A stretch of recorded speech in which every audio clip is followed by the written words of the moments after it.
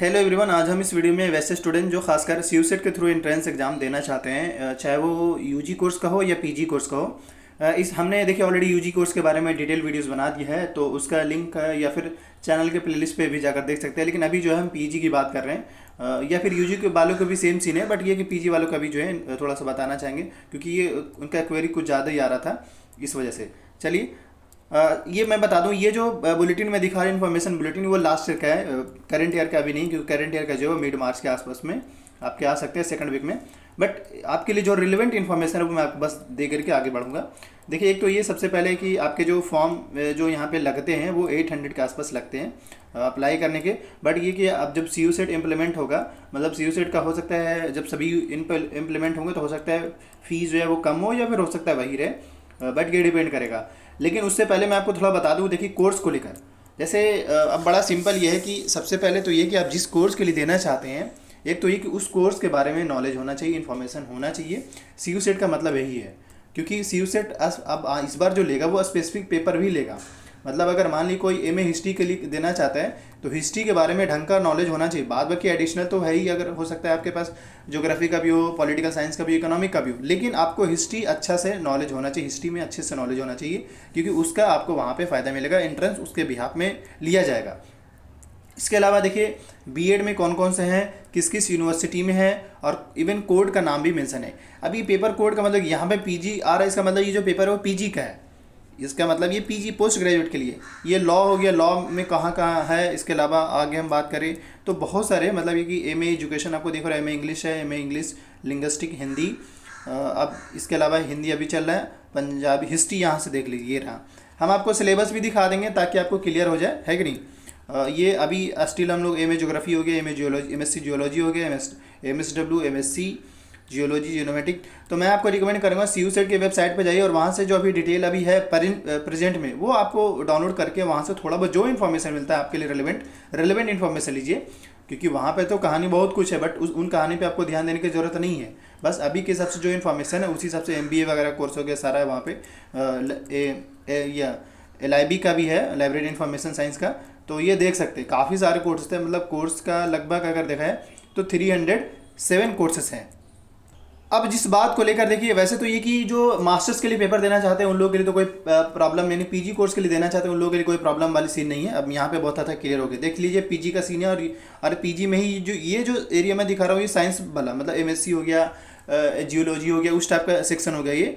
But यहाँ पे देखिए पीजी QP1 से लेकर 37 और 258 तक जो है इसने क्या रखा है, पार्ट ए पार्ट बी का सीन रखा है। 75 क्वेश्चन रिस्पेक्टिव सब्जेक्ट से, मतलब 75 क्वेश्चन जो आपके मान लें अगर हिस्ट्री के लिए तो हिस्ट्री क्वेश्चन से 75 पूछा जाएगा। बाद में English, general knowledge and numerical aptitude, जैसे कि हाँ मेंशन है, अभी मैंने आपको जैसे दिखाया है। इसके अलावा जो है देख सकते हैं 38 और 40 में जो है इन्होंने ये मेंशन कर रखा है। अब ये कैसे समझ पाएंगे, देखिए जिससे मैं आपको दिखाना चाहता हूँ, कोई भी फर्स्ट से लेकर 37 की बात करें तो मैं आपको दिखाता हूँ।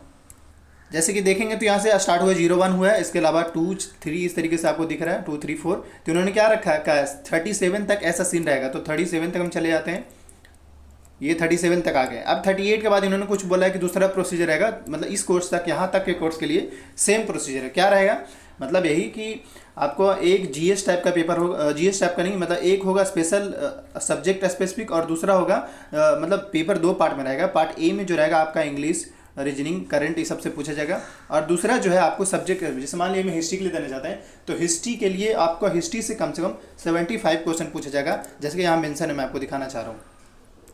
ये देख लीजिए ये क्या कह रहे हैं, part A part B. Part A में करें 25 क्वेश्चन होंगे English, general knowledge and numerical aptitude, और ये 75 क्वेश्चन होंगे रिस्पेक्टिव सब्जेक्ट से, जो आपके सब्जेक्ट हैं उससे। तो ऑब्वियसली इससे आपका प्लस पॉइंट, आपको फ़ायदा मिलेगा ही मिलेगा। तो ये आपको हालांकि बता दिया। अब इसके अलावा और भी है, आप खुद भी थोड़ा देख लीजिएगा, मेरे से जहाँ तक हो रहा है मैं आपको बता देता हूँ, ताकि आप जो है, इसके अलावा यहाँ पे रिजर्वेशन भी और भी चीज़ है। बट ये कि जो फॉर्म के लिए अभी तो सबसे पहले आपको फॉर्म ही फिल करना है, सिलेबस जानना है, एग्जाम पैटर्न जानना है। आपको करना ये है कि सी यू सेट जाकर गूगल पे जाकर सर्च कर लेंगे। सर्च करने के बाद या तो डायरेक्ट CUSET.NTA.NIC भी सर्च करेंगे तो डायरेक्ट इस तरीके का आइकन आएगा, इस पे आ जाएंगे। अभी हम थोड़ा सा, क्योंकि मैंने जिस तरीके से पीजी वाले को बताया, अभी देखिए मैं आपको बताना चाह रहा हूँ। देखिए आपके लिए कोर्स के बारे में जानना और कोर्स के सिलेबस के बारे में जानना, यही अभी मेन आपके लिए है, इसके अलावा और कुछ नहीं है। क्योंकि ये दोनों चीज़ें अगर आप जब सिलेक्शन ले लेंगे तो आपको सारी चीज़ें पता चल जाएगा। बट अभी एटलीस्ट आपको ये जानकारी लेना ज़रूरी है कि क्या सिलेबस है, क्या उसके एग्ज़ाम पैटर्न है, कैसे उसको क्वालिफाई करना है, क्या क्या पढ़ना है, क्या नहीं पढ़ना है। तो अब हम बात करते हैं, देखिए जैसे ये रिमाइंड कर दे, ये पीजी का दिख रहा है, ये यूआई यानी अंडर ग्रेजुएट। अब ये देखिए समझने वाली बात ये है कि यूजी के लिए जो भी स्टूडेंट्स इन्फॉर्मेशन लेना चाहते हैं वो यहाँ से ले लेंगे, यानी कि बीए, बीएससी, बीकॉम्स वगैरह हो गया, जितने भी बैचलर में कोर्स है वो सारा यहाँ से ले लेंगे, और पीजी में जो वो यहाँ से इन्फॉर्मेशन लेंगे। अब इसके अलावा इन्होंने ये भी मेंशन किया, ये तो लास्ट ईयर का है तो आपको इस पर ध्यान देने की बात नहीं हो सकती। इस बार जो है 42 सेंट्रल यूनिवर्सिटी पार्टिसिपेट करने की बात चल रहा है, जिसमें यह है कि आपका डीयू तो कन्फर्म है, बीएचयू भी ऑलमोस्ट कन्फर्म है, और जेएनयू भी ऑलमोस्ट कन्फर्म है। सॉरी, ये तो फुल्ली कन्फर्म, ये दो फुल्ली कन्फर्म है, ये ऑलमोस्ट कन्फर्म है। तो अब हम आगे बात करते हैं। देखिए इसके अलावा अब आप सिलेबस की बात करेंगे तो मैं आपको सिलेबस दिखाना चाहूँगा। ये इन्फॉर्मेशन वाले बटन पे जाकर क्लिक कर सकते हैं।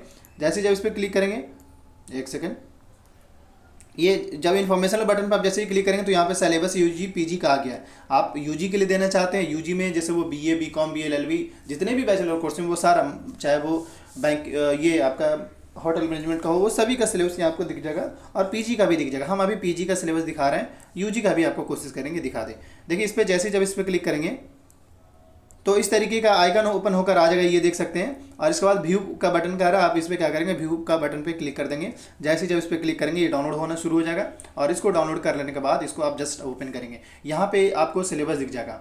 अब ये है कि अगर किसी खास सब पेपर पे, हालांकि मैंने ओवरऑल वीडियोस बना दिया है ज़्यादातर कोर्सेज को लेकर, तो ये रहा मतलब जो उन्होंने कोड बताया था उस कोड के हिसाब से इन्होंने सिलेबस मेंशन कर दिया है। जैसे बीएड जो 3 जगह पे है उसमें इन्होंने बता दिया है, और उस बीएड में क्या सिलेबस रहेंगे। बीएड का सिलेबस, बीएड एजुकेशन का सिलेबस है 25 क्वेश्चन, जैसे पहले मैंने बताया, और 75 क्वेश्चन फ्रॉम टीचिंग एप्टीट्यूड से रहेंगे।